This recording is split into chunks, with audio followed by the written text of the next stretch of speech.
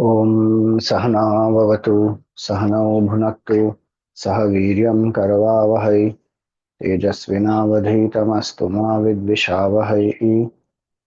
ॐ शान्ति शान्ति शान्तिः। ॐ सदाशिवसमारम्भां शङ्कराचार्यमध्यमाम् अस्मदाचार्यपर्यन्तां वन्दे गुरुपरम्पराम्। ॐ सच्चिदानन्दरूपाय विश्वोत्पत्त्यादिहेतवे तापत्रय विनाशाय श्रीकृष्णाय वयं नमः। समस्त जन कल्याणे निरतं करुणामयं नमामि चिन्मयं देवं सद्गुरुं ब्रह्म विद्वरम्।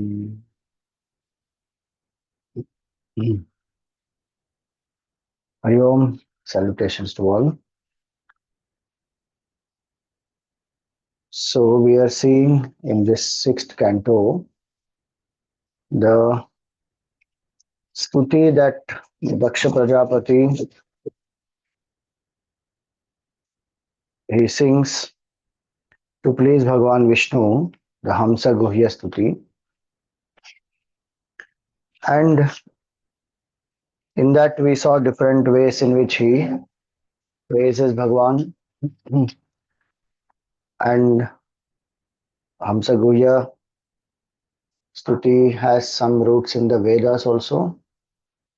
And here we see one of the beautiful shlokas he says is that Bhagavan is the one in whom everything rests, from whom everything emanates, by whom everything is enacted, to whom everything belongs, to whom everything is offered, who is the desired object of every action, and who does everything by himself. He is the ultimate doer. Yasmin yatah yena yasya yasmai yat yaha. So having that way he praises Bhagavan, and he says that Bhagavan is the goal for both the jnanis and the bhaktas. And Bhagavan is also manifest in the form of the whole universe. He only manifests even as the devatas and fulfills the desires of people when they have some material desires. Bhagavan only becomes a devatas only and fulfills the desires. So he says, may that Bhagavan fulfill my desire. So that way in 34th shloka, he concludes this stuti. Now, Bhagavan manifests there because he has Daksha Prajapati has to take the creation forward. For that he is doing this tapasya. When Bhagavan manifests there, he doesn't come alone. He comes with Naradji, Nanda, many devatas, Indra, all of them, and he is praised by the Siddhas, Gandharvas, Charanas, and all of them. So when he comes there, his beautiful form is what is described here now. From verses 35 onwards, iti stuta iti stuta samstuvataha sa tasmin aghamarshane. The place, if you remember, is called Aghamarshana, where he has gone, Daksha Prajapati has gone to do the austerities, tapasya. Agha means sin, Aghamarshana, that which will remove the sins. So, Avirasit Kurushreshta Bhagavan Bhaktavatsalaha. Bhagavan manifested there, his Bhaktavatsala, he manifests there in that place. Kritapada Suparnamse Pralambashtamaha Bhujaha Chakra Shankha Asi Charma Ishu Dhanuhu Pasha Gadadharaha. 8 things Bhagavan manifests with 8 hands. And in 8 hands he is holding these 8 things. So what are those 8 things? So he is sitting across, he is sitting on Garudji. Both the feet are on two sides of Garudji, and he had 8 long arms where he is having this chakra is the Sudarshan chakra, Shankha is the conch, Asi is the sword, uh, then Charma, so that is the shield, Charma, Ishu is a arrow, Dhanuhu is a bow, Pasha is the noose, and Gada, that is the mace. So he is manifested in this very unique form. Generally, we see Vishnu Bhagwan manifesting with only 4 hands and Shankha Chakra Gada Padma. This is 8 hands. Bhagwan is Ananta, every root belongs to him only. So he decided to come. Now, if you say, now why he came in 8 hands, that is his will. He wants to come with 8, he came. There no specific reason. He manifested with 8 forms, and silk, yellow clothes, not silk, yellow clothes is what is given here. Pitavasa, Ghanashyamha, dark complexion. Prasanna Vadanekshana, very uh, pleasant, smiling face. Vanamala Nivitango, Lasat Shri Vatsa Kaustubham. So there is Vanamala on his neck, a garland made up of wild flowers. And there is the mark of Shri Vatsa and Kaustubha. So, Kaustubha is a money. Mahakirita Katakaha Sfaran Makarakundalaha Kanchyanguliya Valaya Nupuranga Bhushitaha. These are the ornaments now that Bhagavan is having. He is very fond of Alankar. Vishnu, Alankara Priyo Vishnu. So, there is a large crown, there are bangles on his ankles, and there is a Makara Kundala. So, this shark or a fish shaped earring. Sfuran Makara Kundalaha. And then there is a girdle, there are rings, bracelets, anklets, armlets, all that. Now, this is a form that captivates the attention of anybody in the 3 words. Trailokya Mohanam Rupam Bibhrat Tribhuvaneshwaraha. Bhagavan took that form which can delude as though all the 3 worlds. Delude meaning people will get charmed by that form. The worldly forms can actually delude. Bhagavan's form will not delude. Bhagavan's form will bring more peace, harmony, happiness, destroy all the evil. So, Trailokya Mohanam Rupam Bibhrat Tribhuvaneshwaraha. Vrito Narada Nandadyahi Parshadaihi Surayuthapaihi. So, he is being glorified. Bhagavan has with him Naradji, Nanda, Indra, various devatas, siddhas, charanas, all of them. Stuyamano Anugayadbhihi Siddha Gandharva Charanaihi Rupam Tan Mahadascharya Vichakshyagata Sadhvasaha. So this beautiful form was being extolled by all these divine beings, and they extremely rejoiced to behold this most wonderful form. Daksha prostrates to Bhagavan. Nanama Dandavat Bhumau Prahrishtatma Prajapati. Dandavat Pranam he does. He is very happy that Bhagavan has manifested, given darshan, and in this unique form. Nakinchan Udariyatum Ashakat Tivraya Muda. So he bows down to Bhagavan. He is not able to speak anything because his heart is filled, overwhelmed, his voice is choked, and The example given here is like the river uh, with mountain torrents.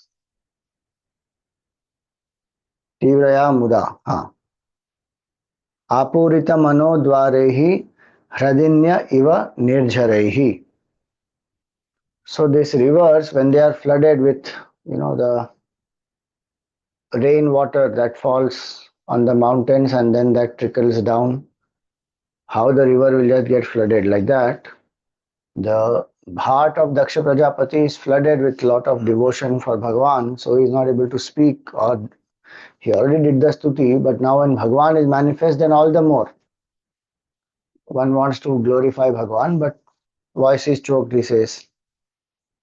Tam tatha vanatam bhaktam praja kamam prajapatiam chittagnya sarvabhutanam idam aha janardanaha.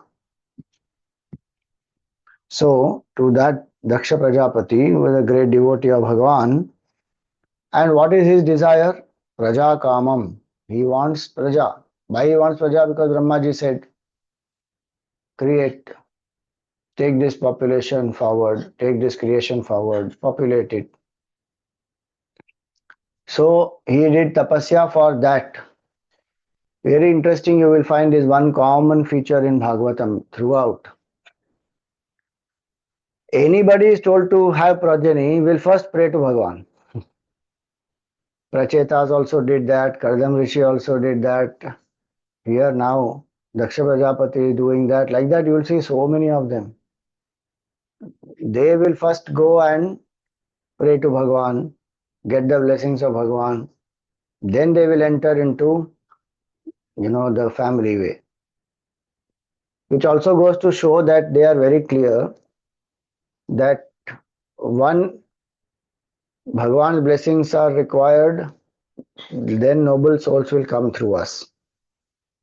Two, purpose of life is not to be lost in the family way or to be fully engaged in that by which one forgets Bhagavan. Purpose of life is to focus on realization of the truth. One part of life is Grahasthashram. And so one gets into it with the bhavana, with the foundation of bhakti, Sharanagati, Seva of Bhagavan. Then one will continue that in the Grahasthashram, that Bhagavan has put me here and Bhagavan wants this to happen and I have to take care of the family. So with that attitude one will do. Otherwise one feels very frustrated, oh, family life and this marriage and children and rag and dvesh and how can there will be peace. There is no peace in Grahasthashram. And that way peace is not there anywhere. It is only in our heart.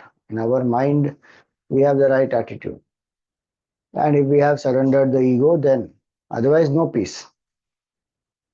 Even married or unmarried, wherever one is.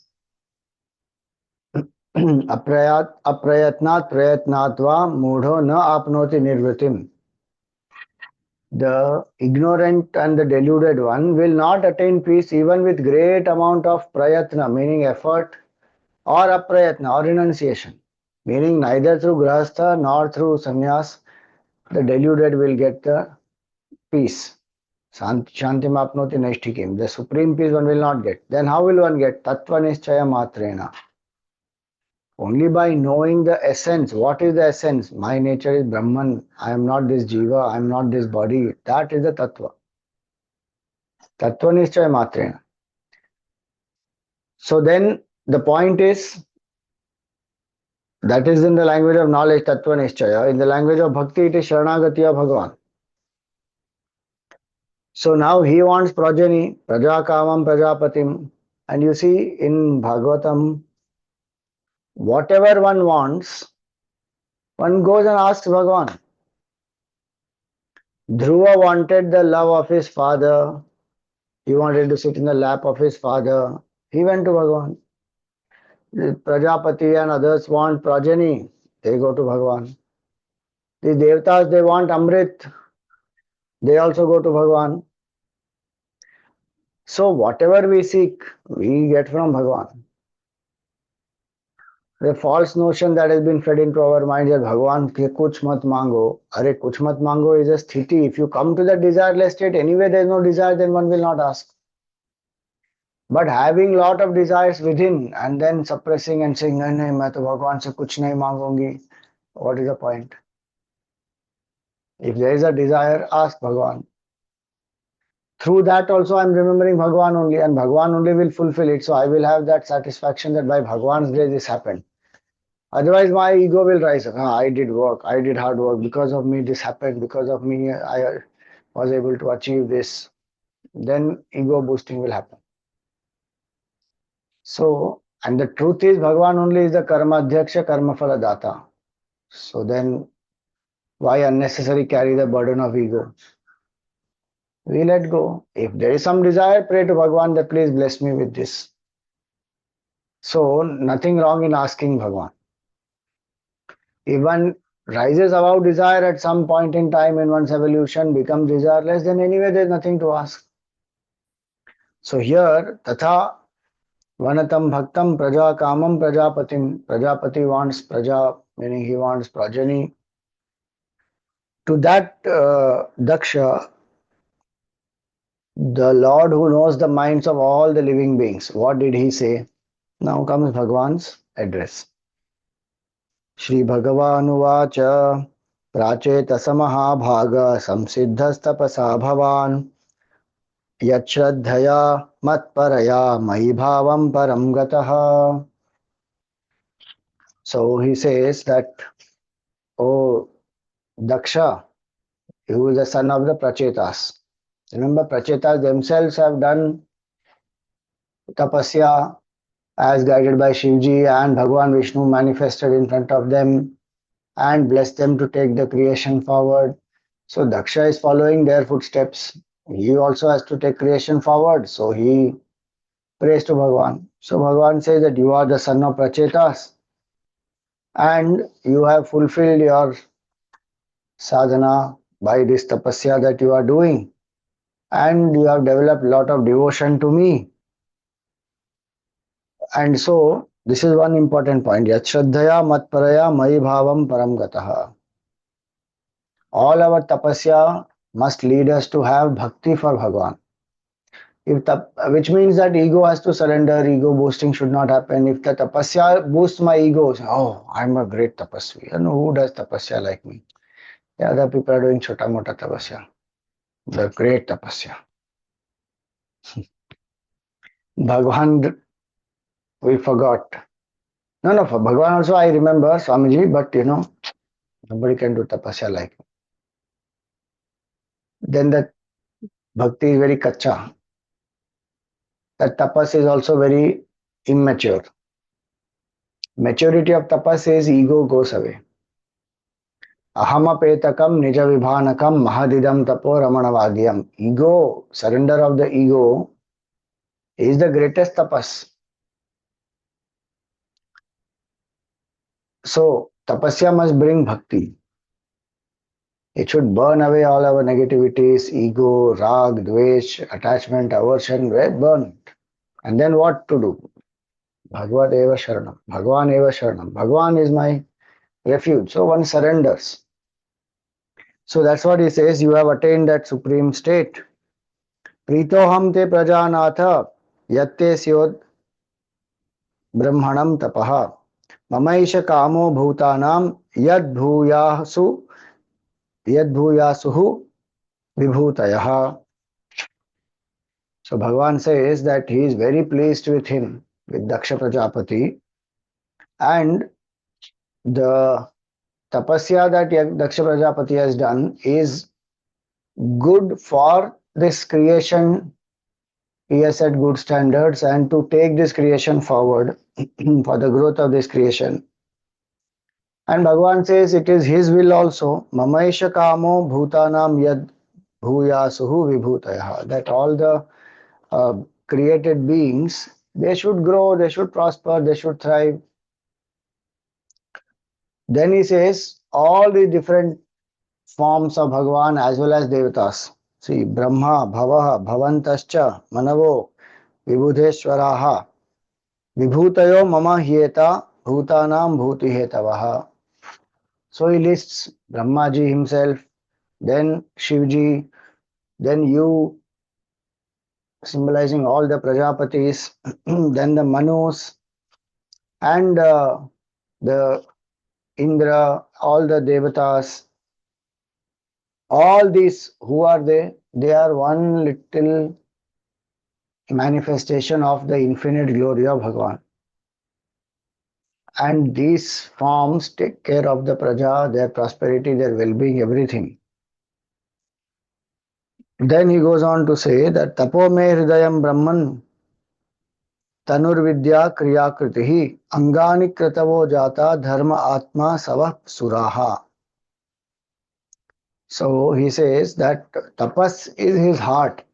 Tapo me hridayam.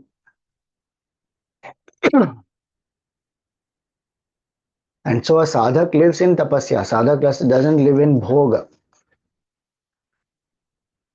And tapasya means to be focused on the goal.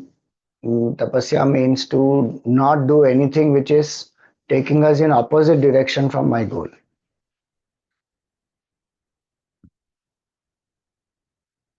That focus, in the Yoga Shastra also it is said, Aikagryam Paramam Tapaha. Concentration is the greatest tapas. So Tapo Me Hridayam, Bhagavan says, tapas is my heart. Then Tanur Vidya, Vedic knowledge is my body. So that's why we revere Vedas as Bhagavan himself. So, and then he says that now when he says here that Tanur Vidya, so Tanur Vidya, Tanu is the body, Vidya, Vidya can mean the knowledge that is found in the Vedas, or Vidya can also mean this. Um,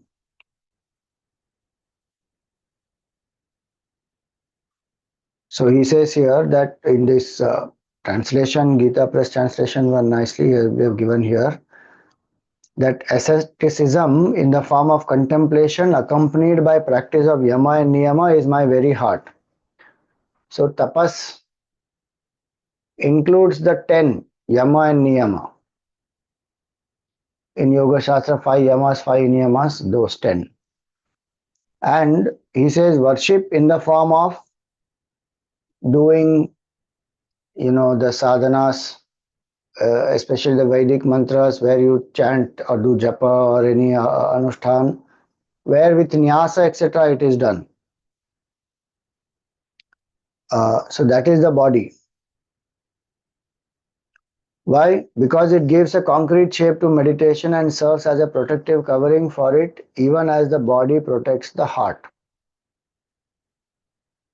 So this tapasya that somebody is doing, how the heart is protected by the body, in that way these Vedic mantras, chanting, rituals, japa will protect the tapasya of the sadhak. Tapobal is generated when one lives in austerity, when one lives in these 10 niyamas, yama niyama. And the crux of whole spiritual evolution is that to know I am Brahman. That is the highest tapas, and to be free from ego is the highest tapas.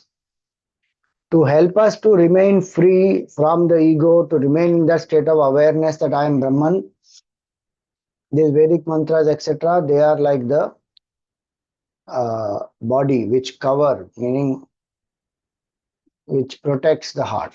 So these sadhanas will protect this knowledge of the truth. So that's the meaning. So beautifully said. Tapo me hridayam brahman tanur vidya. Then kriya kritihi. Then the mental activity preliminary to meditation in the shape of forming a conceptual image of the object to be meditated upon. That is the external form. So mentally one has to uh, visualize the form of Bhagwan. External puja is meant for internal visualization and then finally surrender. External puja is only a means. More and more the senses will get tuned, mind will become single pointed, relationship with Bhagwan is built, then there is a certain connection that one feels because of that. All this is so that the mind finally, when one closes the eyes, has the picture of Bhagwan, one is able to do the whole thing mentally, and that concentration will help further in contemplation. So if you see the sequence is beautiful. Subtlest is Brahma Vidya, then Vedic chanting and various other mantras that will help to protect the sadhana of contemplation, which will make the mind single pointed. Then you do the external activities, puja and many other things, which will prepare the mind with single pointedness to do the manasik puja and then to go ahead and do the nididhyasana. So that way, he says here that now the sacrifices well performed are the members of my body. So that is the next one. Angani kratavaha. Kratavaha means the sacrifices, means rituals, external rituals. Havan, yajna, homa, all these. They are various limbs of his body. Then the merit that comes from such sacrifices, Angani kratavo jata dharma. That dharma, what the merit that arises from such sacrifices is the mind. Please remember, when the word Atma is used here, no? Atma. Uh, Angani kratavo jata dharma Atma. Atma here does not mean self or consciousness. Atma word here means mind. So that is the mind. What the merit that arises, that is the mind. Meaning sattvic state of mind, pure state of mind. And then the devatas, who are they?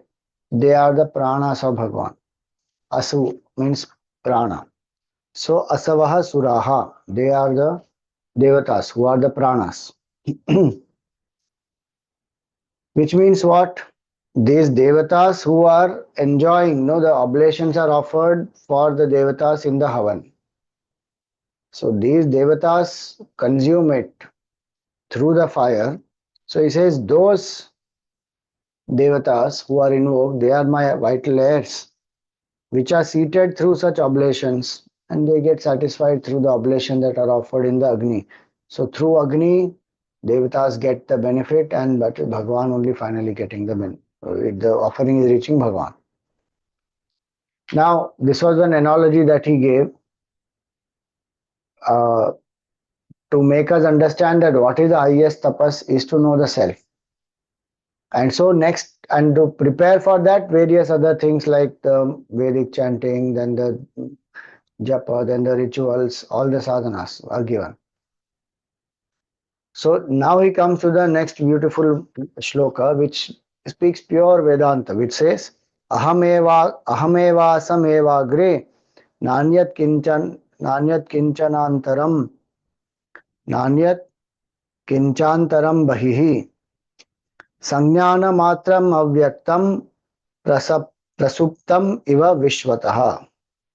This, if you remember, had come even in Chatushloki Bhagavat long back. We did the second canto, where Bhagavan gives the knowledge to Brahmaji. That is Chatushloki Bhagavat. In that also this will come. Aham eva sameva agre nanyat kinchantaram bahihi. But the first part comes. Aham eva sameva aham. Aham eva aham asam eva agre. So, what is the meaning? Bhagavan says, I alone was, I alone am, I alone will be in the future. There is nothing other than me. That is the supreme non-dual truth. Before the creation, I alone existed, and that too in a state of absolute inactivity. There was nothing else in the form of the perceiving object or the perceived object, meaning there was no duality. I was mere consciousness and unmanifest, meaning that supreme consciousness which remains even when creation is dissolved, in whom creation rises, stays, goes. That infinite consciousness.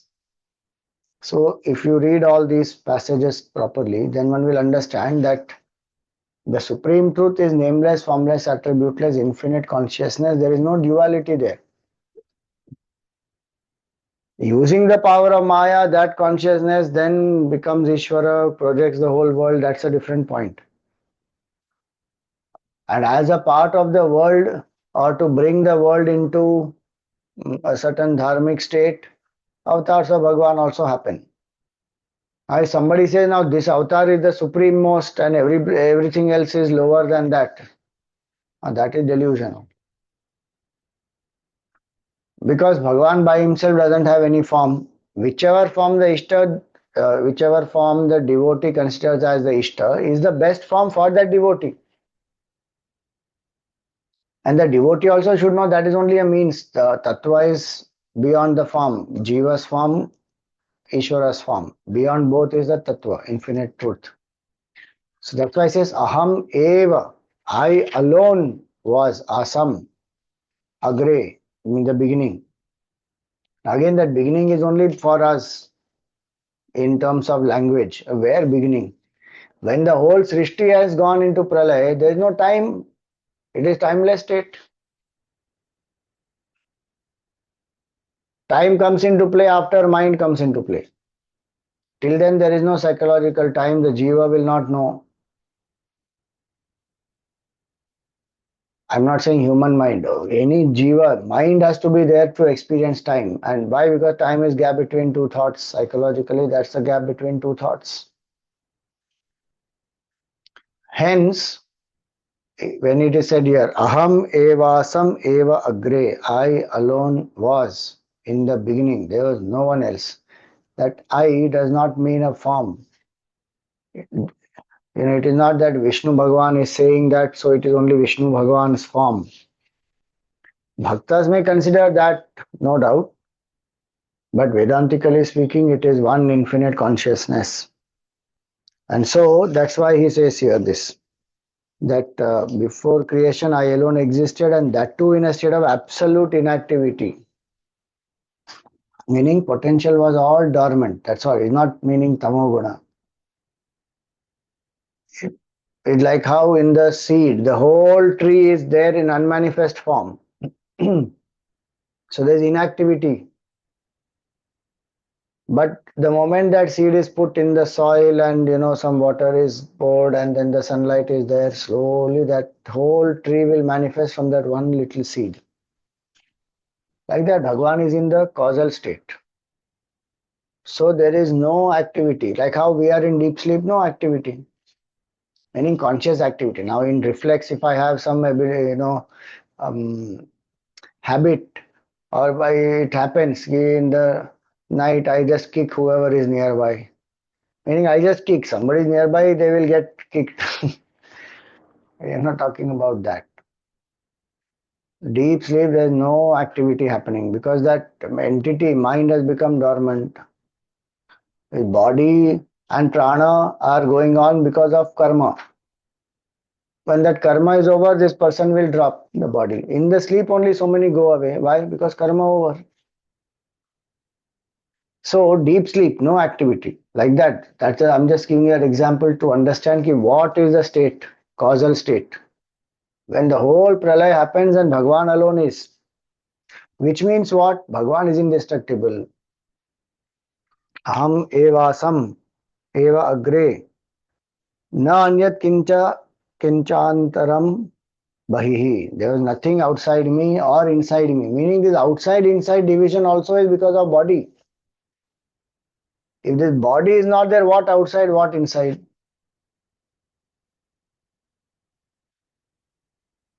There is only one homogeneous consciousness, truth, that's all. So that's what he says. Sanya na matram avyaktam. He was in the unmanifest form, and so there he says that there was nothing else except him. Sanjnana matram avyaktam prasaptum prasuptam iva vishwatah. That deep sleep example what we gave. मयि अनंत गुणे अनंते गुणतो गुण विग्रह यदासी तत एवाद्यः स्वयंभू समभूतजः. So he goes further to say that this when in my infinite being possessed of endless attributes sprang up through Maya this cosmos made up of three gunas. Then Brahmaji came from the Nabhi of Bhagawan Vishnu. We know Brahmaji manifested, and that Brahmaji was confused what to do. That also we saw earlier in second canto. It comes that he meditated for 1,000 years because he heard the voice tapa tapa. So okay, he meditated, and then Bhagavan manifested and gave him the knowledge of the self, and then also blessed him to take the creation forward. So that's what Bhagavan is saying here. Brahma, the cause of all, not born of a mother's womb, because he is born from the Nabhi of Bhagavan Vishnu. When Brahmaji wanted to start the creation, what happened?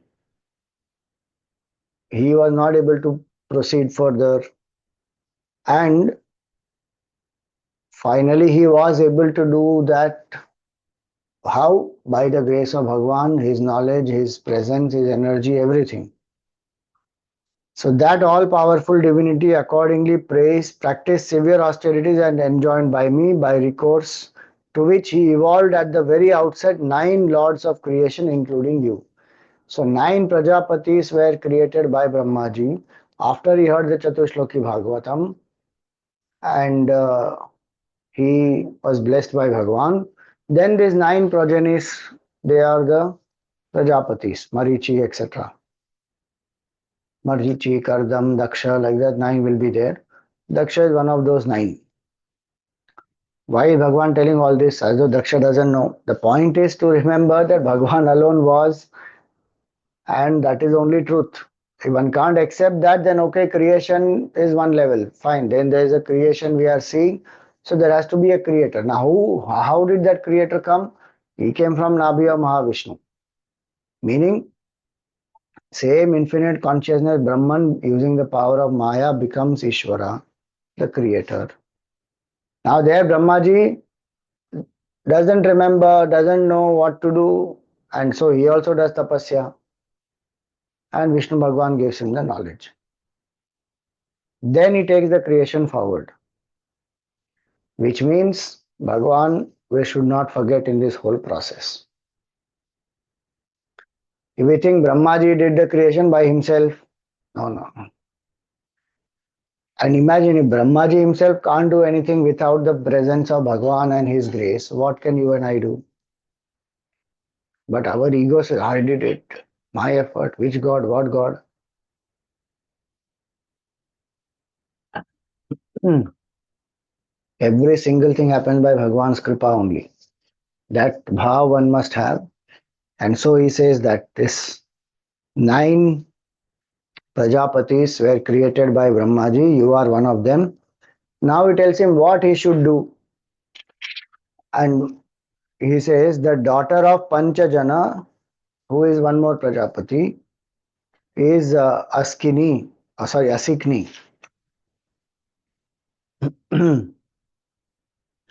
um,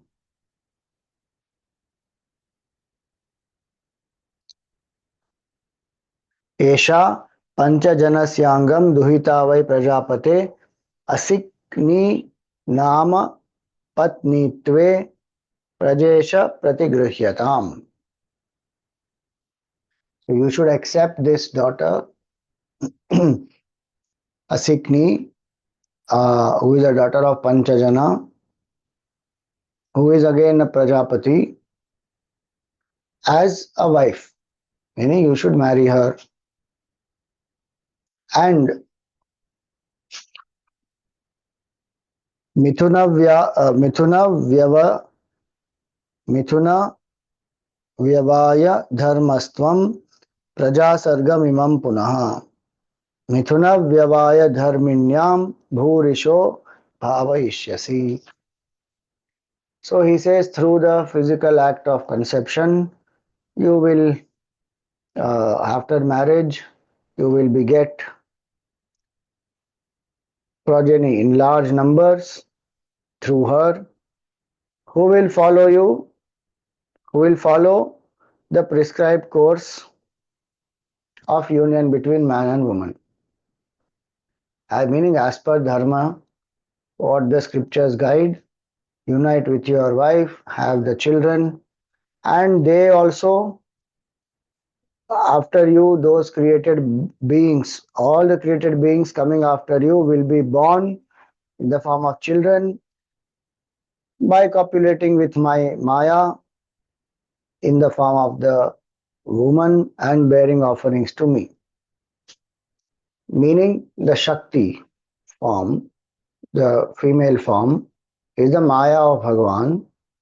And Maya, in the sense, we should not think Maya as a negative connotation here. So Maya here is a Shakti of Bhagavan. Like how Bhagavan himself uses Maya Shakti, and from Brahman he became Ishvara, invoking that power. The physical manifestation of that power is through the woman, because she will then give birth. Man cannot give birth. So the woman will give birth. So he says, why he explains this? Because till now it is Manasa Srishti. We should not forget that. Vishnu Bhagavan, through his Nabhi, Brahmaji came, and Brahmaji, through his Manas, mind power, he creates 9 Prajapati who are also in the subtle form. They can take gross form whenever required, but they are in a subtle form, Manasik Srishti it is. So he says, now you come, you get married, and then there will be a physical union, and through that union children will be born, not Manasik children. And they will also further take the creation forward through this same process of physical union. So having said this, Bhagavan gave him the blessing, what he wanted, progeny. So Bhagavan came, blessed him, told him the way, marry this girl who will come, and you have children, and take the creation forward. So that is where this canto ends. Having spoken thus, ityuktva mishatas tasya Bhagavan Vishwabhavanaha swapnopa labdhartha iva tatraivantar dadhe harihi. So Bhagavan became unmanifest, just like objects in the dream. And Daksha looked on, oh, Bhagavan unmanifest, went, Tirodhan. So this is the end of this particular chapter. Now the point to understand here also is this: whatever the devotee seeks in this way, with doing tapasya, etc., and as per the niyam of the Srishti, whatever is possible, the Lord will bless. And the devotee also takes the creation forward with the blessing, with the bhavana that it is through Bhagavan's grace only this has happened. Now further what will happen? So Daksha Prajapati will further, so he will marry. And then very interesting things happen that we take up in our next satsang. Today we will stop here.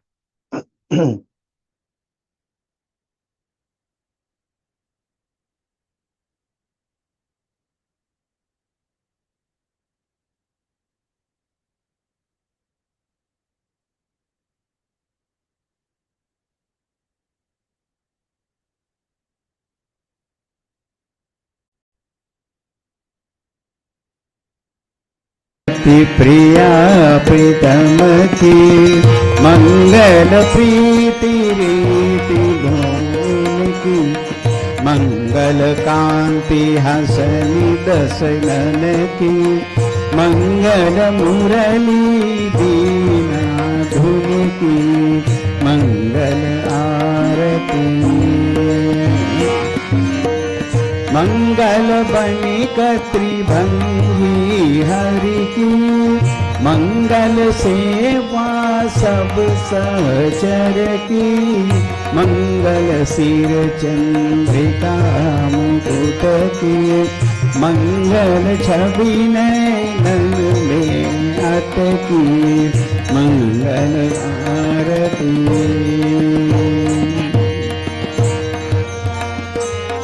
पभी अंग अंग की मंगल गौर श्याम रंग की मंगल अति कटि Pierre पट की मंगल चितमणि नागर नट की मंगल आरती।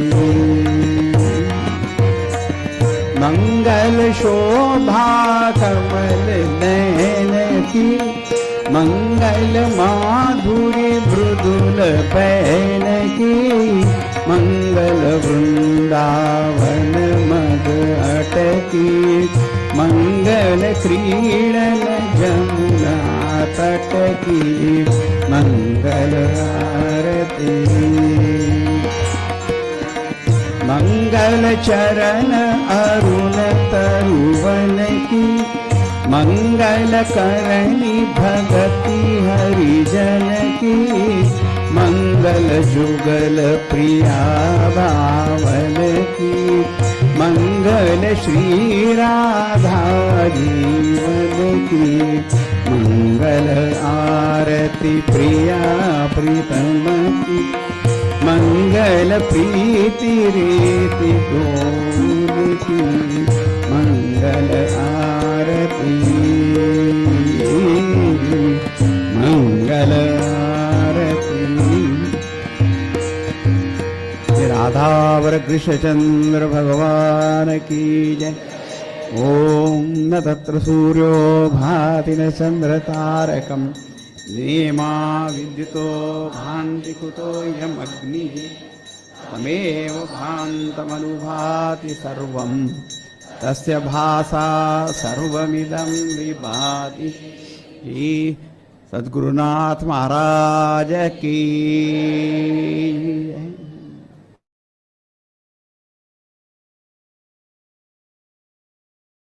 ओम पूर्णमदः पूर्णमिदं पूर्णात् पूर्णमुदच्यते पूर्णस्य पूर्णमादाय पूर्णमेवावशिष्यते। ओम शांति शांति शांति। हरि ओम श्री गुरुभ्यो नमः। हरि ओम।